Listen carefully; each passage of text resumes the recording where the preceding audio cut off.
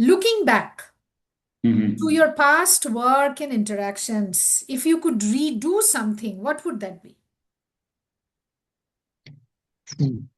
Uh, it's difficult because I have had some, as I have many friends that you say, and I work with many people. I have sometimes that I've been disappointed or even betrayed. I would say, for some of my colleagues.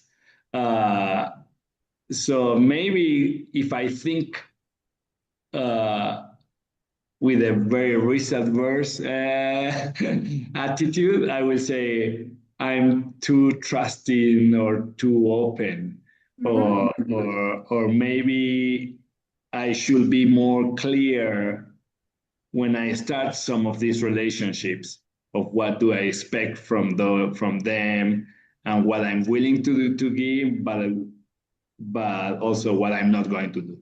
Um, but on the other hand, I don't know. I think that there are risks that you need to take in order to gain with some of those fruitful relationships. No, it's an imperfect it's an imperfect segregation mechanism. So maybe when I was more junior or when I was a PhD student, I should have been more selective with the people from whom I search mentoring. That's what I will I will summarize on that. Like basically, sometimes you get engaged or attracted by the intellectual capacity of a peer or a person or a mentor, but that could not be correspondent with their morals or their values or their quality as a person. Uh, and I think that that's difficult to learn. I don't know if there is a better way to learn than just by experience. That is a very valuable piece of advice because we always see the professional aspect of our collaborations, right? But Yeah, with the professional aspect comes the person who actually is responsible for the collaboration.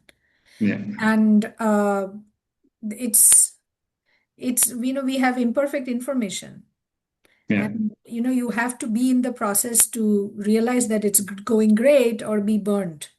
And then Mm-hmm.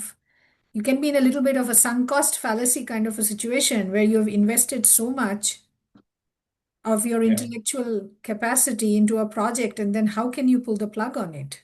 yeah. We Yes. were talk we were talking about stars and like working bees or something like that, no? Yeah.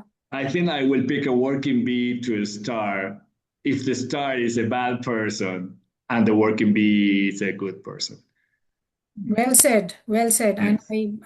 And I don't know if I'm discouraging any stars from contacting me or